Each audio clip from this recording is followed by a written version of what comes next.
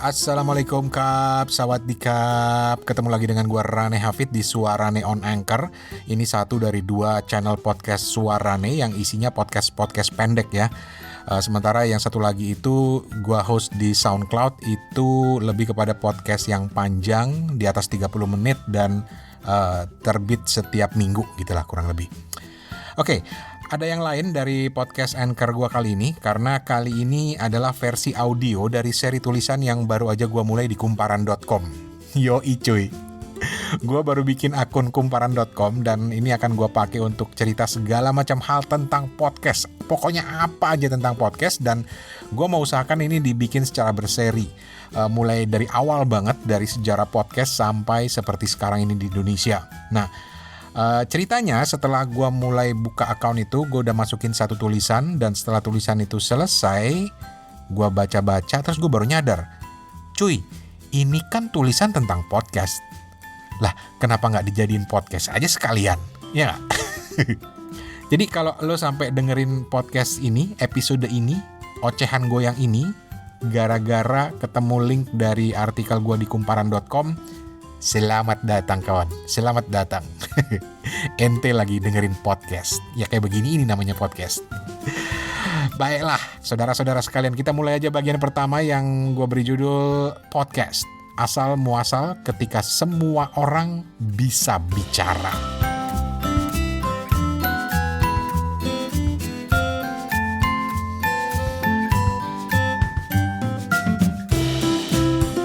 Ya elah, podcast, apalagi nih? Kalau ngikutin pakem sejarah yang paling banyak jadi acuan, soalnya sejarah itu kan ada banyak macam-macam versinya ya. Tapi kalau mengikuti sejarah yang banyak jadi acuan, banyak jadi pakem, itu podcast itu boleh dibilang masih termasuk anak kemarin sore di dunia digital. Masih anak kemarin sore, kencing aja belum lurus.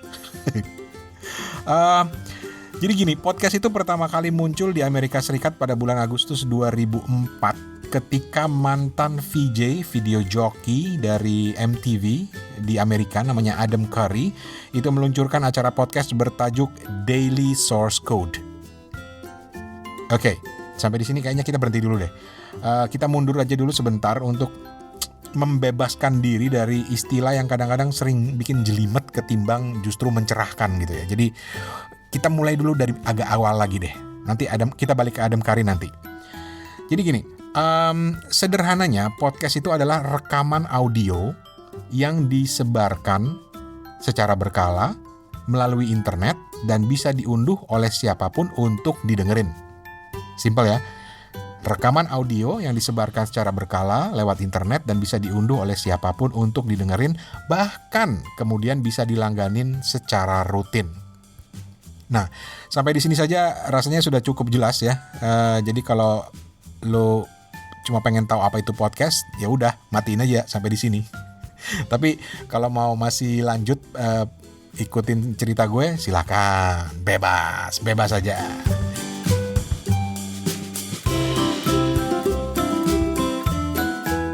Oke. Selanjutnya kita akan ngobrolin soal asal muasal kata podcast atau podcasting. Dari manakah gerangan? Ceritanya gini cuy. Ini gara-gara sebuah artikel di harian The Guardian Inggris tahun 2004 yang ditulis oleh Hammersley namanya. Ken Hammersley kalau nggak salah ya nama lengkapnya. Dia ini seorang futuris dan jurnalis teknologi. Jadi waktu itu dia menulis tentang sebuah revolusi baru di dunia radio online yang muncul seiring dengan kehadiran, pertama, alat pemutar MP3 keluaran Apple yang dikenal dengan nama iPod. Lo ngerti dong iPod ya. Kedua, alat perekam suara murahan. Dan ketiga, weblog atau blog yang waktu itu di tahun 2004 itu lagi populernya. Jadi blog pertama itu yang Blogspot itu nongolnya di tahun 2000 ya. Dan 2004 tuh orang lagi gila-gilanya ngeblog. Nah, gabungan ketiga hal itu, iPod, alat perekam suara murahan, dan blog, itu membuat orang bisa menciptakan acara ala radio mereka sendiri. Nah, lewat artikelnya, Hammersley ini kemudian menyodorkan beberapa nama potensial untuk menyebut produk baru ini, mulai dari audio blogging, podcasting, sampai guerrilla media. Tapi bisa jadi karena ketika itu orang lagi gandrung-gandrungnya dengan iPod, maka istilah podcasting itu jadi lebih nempel di benak banyak orang ya. Nah, selanjutnya podcast kemudian diperjelas sebagai paduan dua kata yaitu iPod dan broadcasting. Ya iPod udah jelas lah, itu alat pemutar MP3 keluaran Apple Corporation yang saat itu dianggap sebagai sebuah terobosan baru di dunia audio. Walaupun just for the record, menurut gue Apple tuh nggak bisa dibilang sebagai perintis audio atau MP3 player karena jauh sebelum Apple udah ada yang ngeluarin itu. Cuma ya namanya sejarah kadang-kadang nggak adil gitu ya. Itu sekedar catatan pinggir aja. Nah, ketika alat pemutar MP3 iPod ini mulai populer, saat itu orang-orang ya selain memakainya untuk menyimpan file lagu-lagu digital, banyak juga yang menggunakannya untuk menyimpan rekaman suara yang lain seperti wawancara, obrolan, buku audio, sampai ke talk show, seminar, rekaman seminar, dan banyak lagi. Nah yang gak kalah menarik adalah unsur kata kedua yaitu broadcasting. Tadi kan iPod, yang ini broadcasting. Ini ada ceritanya lagi nih. Waktu itu ada seorang pengembang piranti lunak, software developer gitulah ya, namanya Dave Winer, yang menciptakan sebuah program yang disebut Really Simple Syndication atau RSS atau RSS. Nah, ini adalah sebuah sistem yang memungkinkan orang untuk mendistribusikan konten di situs web secara berkala. Sistem ini banyak dipakai orang untuk berlangganan konten blog tertentu baik berupa tulisan maupun gambar. Jadi sedikit cerita, ini nggak ada di artikel di kumparan.com-nya ya. Sedikit tambahan cerita aja bahwa dulu itu orang kan bikin website gitu ya. Rata-rata statis. Yang udahlah cuma ada artikel, ada tulisan gitu ya, terus nggak pernah diperbaharui. Tapi kemudian muncul tren orang memperbaharui websitenya secara berkala, sehingga orang itu selalu mendapatkan informasi baru di website tersebut. Nah, untuk memastikan bahwa orang tahu kalau ada artikel baru di website itu, dipakailah teknologi RSS ini. Itu yang ditemukan oleh Dave Winer. Nah sekarang bayangin ketika konten yang disebarkan lewat RSS buatannya Dave Winer itu adalah file audio. Maka logikanya itu sama dengan siaran radio. Bedanya kalau radio itu kan disebarkan menggunakan medium gelombang radio ya, yang kemudian kita harus menunggu waktu-waktu tertentu. Misalnya jam 7 kalau mau dengerin berita ya gue harus nyalain radio jam 7 gitu. Atau gue mau dengerin acara radio apa pada jam berapa, gue harus dengerin di jam tersebut. Itu radio. Nah, bedanya ketika kita menggunakan RSS untuk menyebarkan konten audio, itu orang bisa mendengarkan seenak dia, kapan dia ada waktu, kapan dia nggak sibuk, baru dia bisa dengerin. Jadi, iPod plus broadcasting sama dengan podcasting. Ngaco ya kadang-kadang ya sejarah ya. Karena sebenarnya kan ini bisa disebut sebagai audio blogging atau audio file aja. Tapi ya begitulah. Namanya juga sejarah.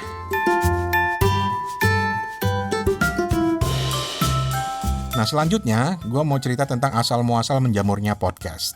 Kita mulai dari Dave Winer. Lo masih ingat ya, Dave Winer itu adalah penemu RSS atau Really Simple Syndication yang dipakai untuk mendistribusikan podcast. Nah, dia kemudian menggunakan temuannya RSS itu untuk menyebarkan rekaman suaranya yang berupa semacam catatan harian. Namanya Morning Coffee Notes. Catatan kopi pagi atau catatan ngopi pagi. Kurang lebih begitulah artinya. Nah, menariknya, entah kebetulan atau enggak, tapi ini cerita yang gue dapat ya. Si Dave Winer penemu RSS ini mulai mengupload rekaman audionya hanya 1 hari sebelum Adam Curry. Masih ingat Adam Curry tadi di awal kita disebut ya. Sebelum Adam Curry melakukan hal yang sama. Jadi hari ini si Winer ngupload file audionya, besoknya Adam Curry juga mengupload file audionya dia gitu. Masalahnya berhubung si Adam Curry ini lebih populer ya, namanya juga dia VJ MTV ya, dan juga penyiar terkenal waktu itu. Ya jadilah kemudian dia ditahbiskan banyak orang sebagai podfather alias bapak podcasting. Sama aja orang Amerika sama Indonesia hobi banget menggelar-gelari orang dengan bapak ini bapak itu gitu ya. Dan sejarah emang kadang berpihak pada orang yang populer gitu loh. Tapi ya mungkin itu juga udah garis sejarah, karena tanpa popularitas Adam Curry mungkin podcast nggak akan bisa sampai sepopuler sekarang. Bahkan gara-gara Adam Curry, Amerika lantas dilanda demam podcasting yang sering disebut-sebut sebagai demokratisasi suara atau demokratisasi radio. Nah, bedanya dengan radio adalah dengan podcast, siapapun kini bisa punya semacam acara radio sendiri. Kini siapapun bisa bicara, kini siapapun bisa menciptakan acara radio mereka sendiri dan menyebarkannya kepada siapapun yang mau mendengarkannya di waktu mereka sendiri, tanpa harus janjian dengerin radio di jam segini, di jam segini, di jam segini. Orang kan makin sibuk cuy, gitu.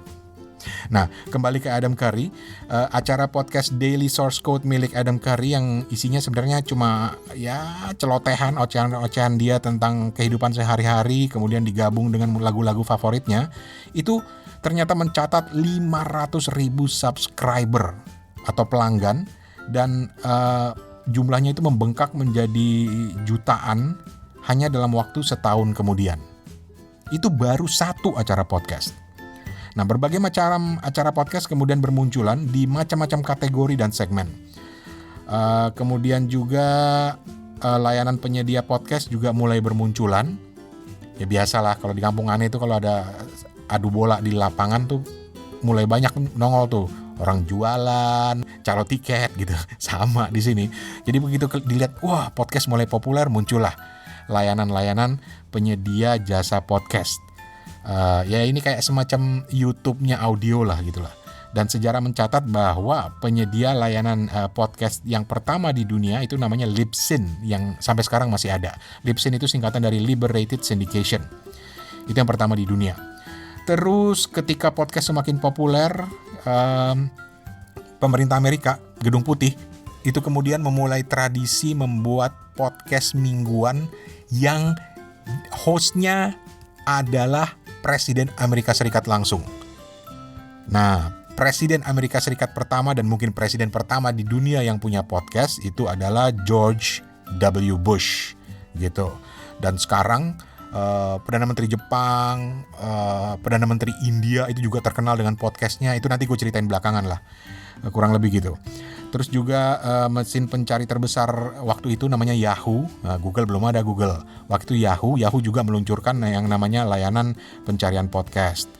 Terus saking populernya podcast di tahun yang sama, kata podcast atau podcasting itu juga diakui oleh The New Oxford American Dictionary sebagai kata paling populer tahun 2005.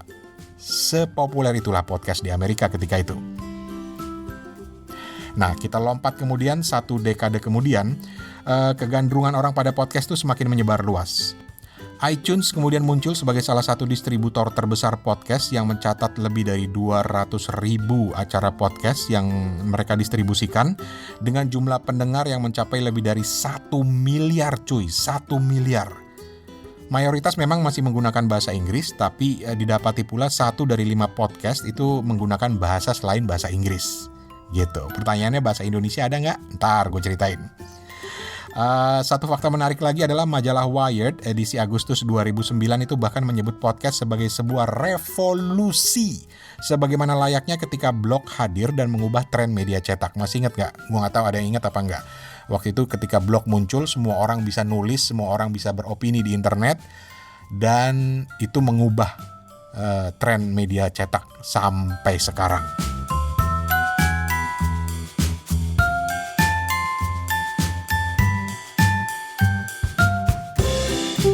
Nah, sampai di sini lantas di manakah posisi Indonesia dalam revolusi itu?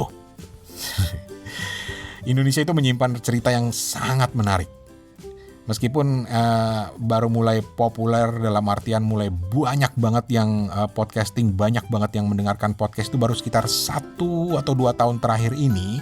Tapi sebenarnya sejak 2005 juga udah ada kok orang Indonesia yang memulai podcasting. Nanti bakal gue ceritain gitu ya.